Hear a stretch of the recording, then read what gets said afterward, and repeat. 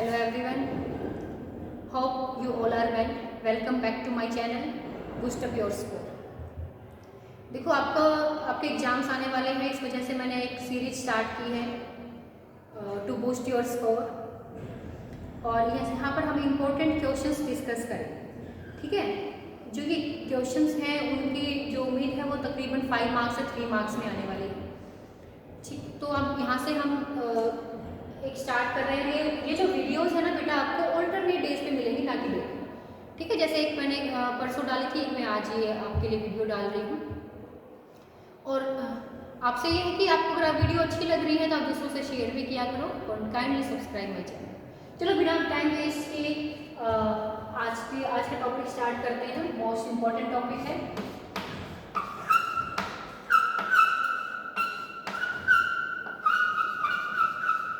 Vector form of Coulomb's.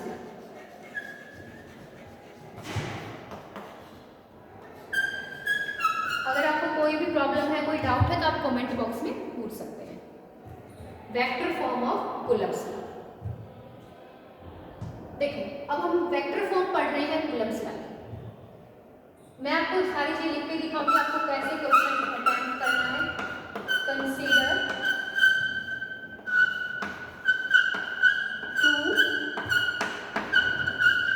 Like charge. हमें कैसे charges लेने हैं? Like charges. लाइक चार्जेस का मतलब सेम चार्जेस, या तो दोनों पॉजिटिव होंगे या दोनों नेगेटिव होंगे। तो consider 2 like charges Q1 and Q2 separated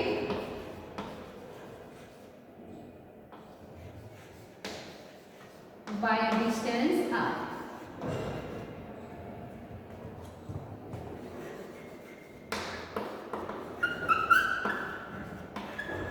दो चार्जेस है जिनको हमने सेपरेट किया डिस्टेंस r से, लाइक दिस। ये एक चार्ज हो गया, ये एक चार्ज। ये चार्ज मेरा Q1 है, ये चार्ज Q2 है, और इनके बीच का ये डिस्टेंस हमारा r। तो अब मुझे बताओ, तो इन दोनों के बीच में कैसा फोर्स लगेगा अगर ये लाइक चार्जेस है? They will repel each other और they will attract. Like charges की क्या प्रॉपर्टी होती है? लाइक चार्जेस, अगर आप चाहो तो ऐसा अपने एग्जाम में जब भी आप करते हो तो ऐसे आप अंडरलाइन कर सकते हो। अंडरलाइन आप ब्लैक स्केच से भी कर सकते हो, तो ब्लैक स्केच के जो कि ब्लू स्केच, जब भी आप करते हो कोई पॉइंट है इंपॉर्टेंट तो आप उसको ऐसे अंडरलाइन कर सकते हो ब्लैक स्केच की हेल्प से। सॉरी, बार बार ब्लैक ही निकल रहा है, ब्लू स्केच लिखते तो आप ब्लैक ब्लू पेन से हो तो ब्लू ही स्केच रखो और उससे आप अंडरलाइन कर सकते हो, हाईलाइट कर सकते हो फॉर गुड अटेम्प्टेशन। तो जो लाइक चार्जेस है वो एक दूसरे को रिपेल करते हैं, तो यहाँ भी क्या होगी, दोनों चार्जेस में रिपल्शन होगी। ये चार्ज इसको रिपेल करेगा और ये वाला चार्ज इसको रिपेल करेगा। तो द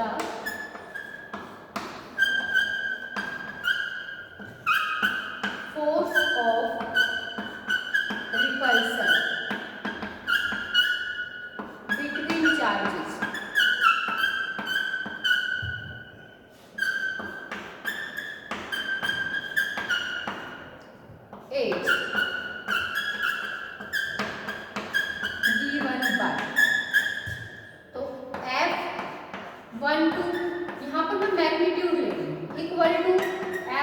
दोनों के इक्वल होंगे। जिस मैग्नीट्यूड से ये इसको रिपेल करेगा उसी मैग्नीट्यूड से ये वाला चार्ज इसको रिपेल कर देगा। तो मैग्नीट्यूड तो दोनों का क्या होगा? 1/4πε0 Q1 Q2/r² इन मैग्नीट्यूड का। यहां तक समझ आए? अब देखो ये F1, F12 और F21 क्या है? सबसे पहले तो हमें ये समझना है F12 वेक्टर। F12 का मतलब क्या है? फोर्स 1 पे लग रहा है। फोर्स किस पे लग रहा है? चार्ज Q1 पे लग रहा है due to charge Q2। F12 force on 1 due to 2।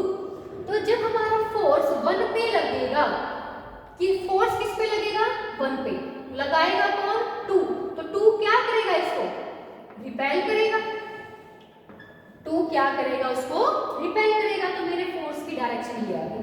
तो दिस इज F12, क्योंकि इसको रिपेल करेगा। F21 अब हम यहाँ पे समझ लेते हैं F21 को। F21 का मतलब है force is acting on 2। F21 force किस पे लगा बेटा, 2 पे लगा। लगाया किसने, 1 ने लगा। तो 1 कैसे लगाएगा फोर्स, इधर रिपेल करेगा इसको। फोर्स 1 लगा रहा है, ऐसे फोर्स कौन लगा रहा है, 1 2 पे, तो ऐसे लगा रहा है। तो ये हो गया मेरा F21। क्लियर, ये फोर्स 1 पे लगा है, 2 ने लगाया है, तो 1 2। ये फोर्स Q2 पे लगा है, 1 ने लगाया इस डायरेक्शन में, तो F21। तो F12 हमारे पास आ जाएगा 1/4πε0 Q1 Q2 बाय r²। इसको हमें, ये वेक्टर हम ले रहे हैं। जब हमें इसको वेक्टर बनाना है तो हम इसको क्या करेंगे, यूनिट वेक्टर से मल्टीप्लाई करेंगे।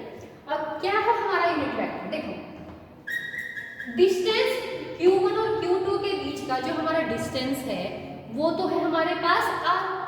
अब हमें लेना है यूनिट वेक्टर। ये वेक्टर का क्या है, वेक्टर क्या होते हैं हमारे, which have magnitude as well as direction। तो अब मैं इसकी डायरेक्शन लगाना चाहती हूँ। अगर देखो मैं लिखती हूँ R12 यूनिट वेक्टर, ये मैंने लिखा R21 यूनिट वेक्टर। इसका मतलब क्या है, जो मैंने डिस्टेंस मेजर किया ना वो 1 से लेकर के 2 तक किया। मैंने मेजरमेंट स्टार्ट की 1 से, मैं 2 की तरफ गई। ये है मेरा R12। जो R21 है, R21 का मतलब है मेजरमेंट स्टार्ट की गई 2 से और हम 1 तक गए। दोनों ही चीजें सेम है मैग्नीट्यूड में। R12 equal to R21 in magnitude, but in direction they are opposite. तो they just tell the direction. अब मुझे ये बताओ F12 की डायरेक्शन ये है। F12 की डायरेक्शन में यहाँ पर कौन सा यूनिट वेक्टर है, F12 की direction.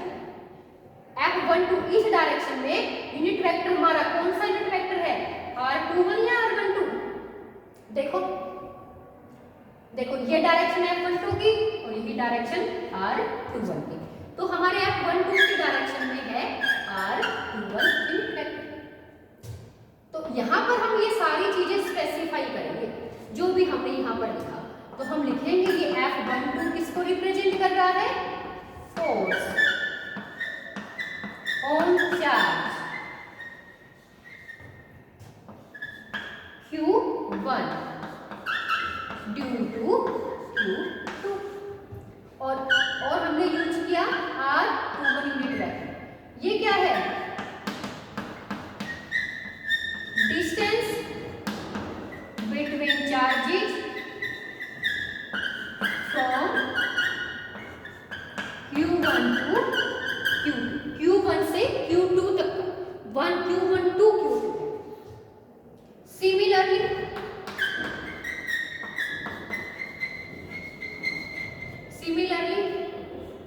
F21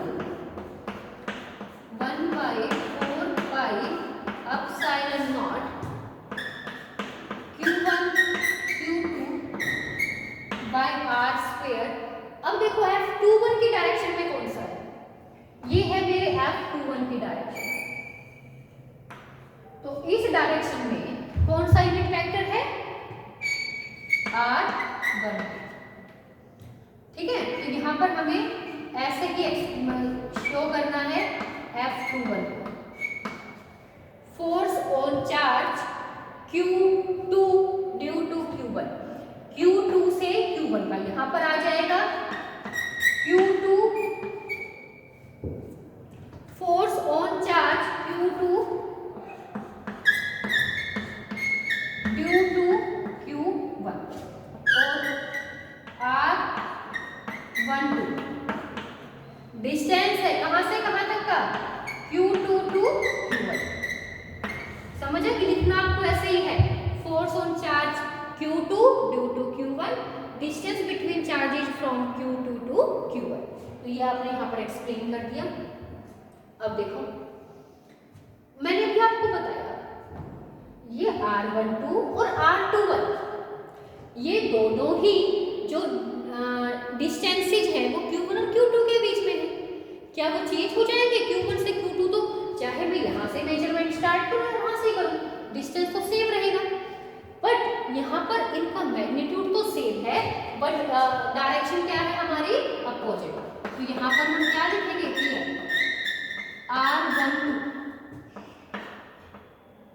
unit vector is equal to minus of R21 unit vector, कि इन दोनों का मैग्नीट्यूड तो इक्वल है बट डायरेक्शन क्या है बेटा? अपोजिट है। तो ये नेगेटिव साइन क्या शो कर रहा है हमें? इनकी डायरेक्शन। समझ आ रहा है? अगर किसी भी बच्चे को कोई भी प्रॉब्लम हो समझने में तो आप कमेंट बॉक्स में बता सकते हैं। मैं कमेंट देखिए आपको कल रिप्लाई करूँगी जब भी नेक्स्ट क्लास होगी हमारी, ठीक है? तो ये R12 इक्वल है माइनस ऑफ R21। तो अब देखो किसी में भी एक वैल्यू पुट कर दो। चलो मैं R12 इस R12 की जगह में पुट कर देती हूँ माइनस ऑफ R21।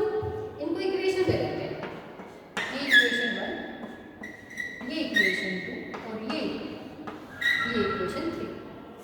तो यूजिंग इक्वेशन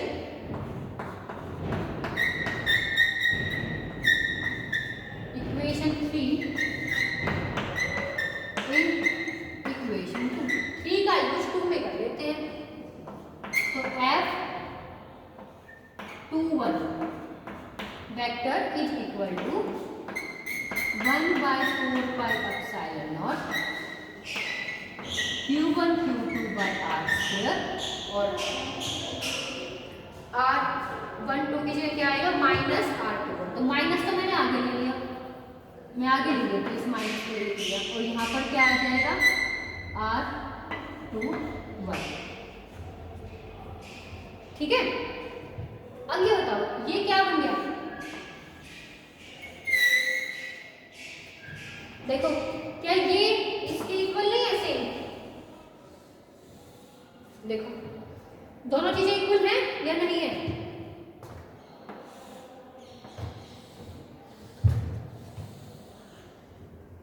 दोनों इक्वल है ना। तो F21 ये माइनस साइन लगा दिया मैंने आगे,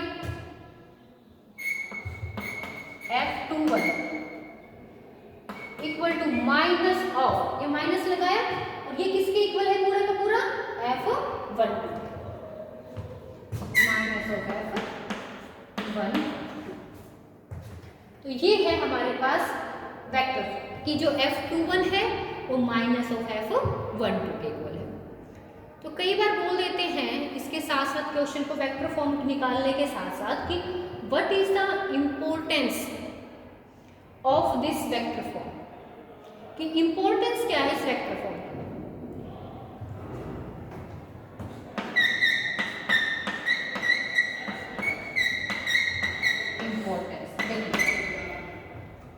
इंपॉर्टेंस ये है कि it obeys Newton's third law. किसको ओबे कर रहा है? न्यूटन्स के थर्ड लॉ। न्यूटन्स का थर्ड लॉ क्या कहता है? Every action has always equal and opposite direction, opposite reaction. तो जितनी आप रिएक्ट, ये मान लो एक्शन है, जितनी एक्शन दोगे उतनी ही रिएक्शन होगी बट अपोजिट इन डायरेक्शन। जितना फोर्स ये इस चार्ज पे लगाएगा उतना ही फोर्स ये चार्ज लगाएगा इसके ऊपर बट अपोजिट इन डायरेक्शन। तो इसकी इंपॉर्टेंस ये है कि एक ओबेज भी वर्ड यूज कर सकते हो या प्रूव्स भी यूज कर सकते हो। ये ओबे भी करता है ना, क्योंकि उसका प्रूफ भी है और न्यूटन्स थर्ड।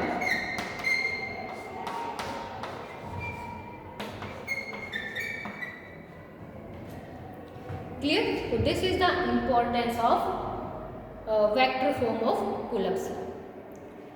Clear? पर जो ये हमारा Coulomb's law है ना, इसके लिए एक ही हमारी ड्रॉबैक है। वो ड्रॉबैक क्या है कि ये सिर्फ और सिर्फ अप्लीकेबल है पॉइंट साइज के चार्जेस के लिए। किन के लिए अप्लीकेबल होगा? पॉइंट साइज चार्जेस के लिए। अगर आप चार्जेस को ज़्यादा बढ़ा ले लोगे तो आप इस Coulomb's law को अप्लाई नहीं कर सकते। तो ये जो Coulomb's law का फॉर्मूला दिया गया है बेटा, वो एक सिर्फ और सिर्फ स्मॉल चार्जेस के लिए है, पॉइंट साइज के चार्जेस के लिए। क्लियर? तो it was all about the Coulomb's law कि हमने पहले वाले उसमें किया था कूलम्ब्स लॉ के बारे में, और अभी मैंने आपको करवाई है vector form of Coulomb's law. बेटा मोस्ट इम्पोर्टेंट टॉपिक है, आपके एग्जाम में पूछा ही जाता है, चाहे किसी भी रूप में ये पूछा जाए। मैं ये नहीं कहती कि आपके 5 नंबर में एज इट इज यही उतारना आएगा कूलम्ब्स लॉ, नहीं। देखो सीबीएसई है, आपको एग्जैक्ट क्वेश्चन तो नहीं देती, घुमा फिरा के देती है, बट ये क्वेश्चन आपसे पूछा ही जाता है, चाहे 3 मार्क्स से पूछा जाए या इसकी इंपॉर्टेंस के रूप में पूछा जाए, या सिर्फ वेक्टर फॉर्म पूछ ली जाए, या सिर्फ कूलम्ब्स लॉ पूछ लिया जाए, बट क्वेश्चन यहाँ से अराइज होता है। तो जो भी इंपॉर्टेंट क्वेश्चंस हैं हम वो करेंगे, बट अल्टरनेट डेज के ऊपर आपको वीडियो मिलती रहेंगी। डोंट बी पैनिक, और अपने हंसते रहें, मुस्कुराते रहें और तैयारी करते रहें। आपके पेपर्स नज़दीक हैं, बीमार ना रहें, ठीक है। अगर आप जल्दी से स्वस्थ रहें, क्योंकि भाई मौसम ऐसा ही चल रहा है, तो थोड़ा सा अपना ध्यान रखें। एग्जाम्स आपके पास में है, इवन प्रैक्टिकल्स भी आपके स्टार्ट होने वाले हैं, तो अब आपका थोड़ा सा बिजी शेड्यूल हो जाएगा। तो फिर भी मैं उम्मीद करती हूँ कि आप वीडियोज़ को देखें।